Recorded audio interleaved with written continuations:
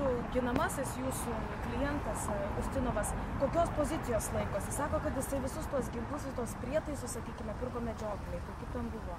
Jis nepirko jokių prietaisų, jis tiesiog turėjo medžioklės ir žvejybos parduotuvę. Jis domėjosi internetu, domėjosi, kas pardavinėjo tos ginklus. Yra susirašinėjimas su Kazachstanu, yra su Ukraina, jie bendradarbiavo, aš pateikiu teismui duomenis, kur yra Thermal Vision Technologies, dar kažkokių firmų vadinimą, aš dabar neprisimenu, jie bendradarbiavo. Tai iš vis tie prietaisai neaišku, kokios jie paskirties yra, kas tai per prietaisai yra. Niekur iš jokių prietaisų realiai nėra, kai kurių iš viso realiai nėra. Jūs matėte, ekspertas negaliu atsakyti, kokia yra civilinės paskirties, kokia yra karinės paskirties iš viso. Net nekalba apie tai, kad karinės paskirties, kalbama apie gynybos prietaisus. Man pirmą kartą toks terminas girdimas, todėl aš... Bet pavedimai bent jau prokuratūros, teisingumo departamento JAV sako, kad buvo susirašinėjimai, buvo pinigų pervedimai, 100 000 už ginklus. 100 000. Tie visų pirma pinigų pervedimai padaryta iš Kipro kompanijų. Apie tai Skype, kur kalbama, neva, kur yra pateiktas kaip įrodymas Skype įrašai. Nieko nekalbam apie jokius pinigų pervedimus, ten jis yra provokuojamas.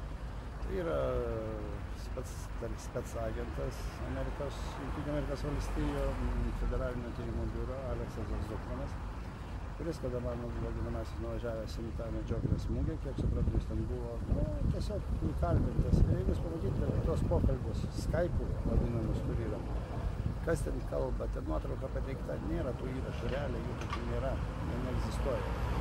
Jie galbūt egzistuoja, bet kas kalba, neaišku. Kadangi, jūs patys suprantate, Skype'u galima kalbėti, jeigu nėra vaizdo, mes galim kalbėti, neaišku, ar jūs su manim kalbėsite,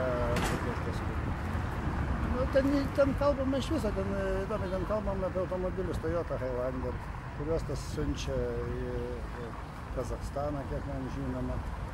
Kalba apie medžioklės, visa kalba yra agentų. Maniškis atsakinė, Aš manau, kad duomenų ekstradicijai nepakanka, kadangi stipriai 9 straipsnė yra numatyta, jeigu šita nusikalstama veika nelaikoma Lietuvoje nusikaltimo ir baudžiamojo nusižengimo, negali būti asmuo išduotas kitai šaliai.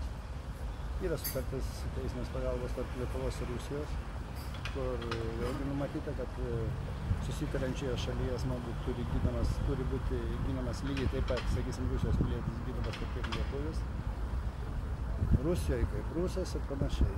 Aš manau, kad vis tik tai, mano galva, nėra neaišku, kas tai pateikta, kad tai atitinka ne pagal faktinius duomenis baudžiamojo kodekso kontrabandos apibrėžimą, pinigų plovimo apibrėžimą ir karinės įrangos gabenimą. Bet tai, mano galva, nieko bendro neturi su šio nusikaltimu. Ačiū Jums labai. Aš pasitikslinsiu Jūsų pavardę Zagreckas. Zagreckas. Zagreckas. Pavyzdinė žodžiu. Labai gerai.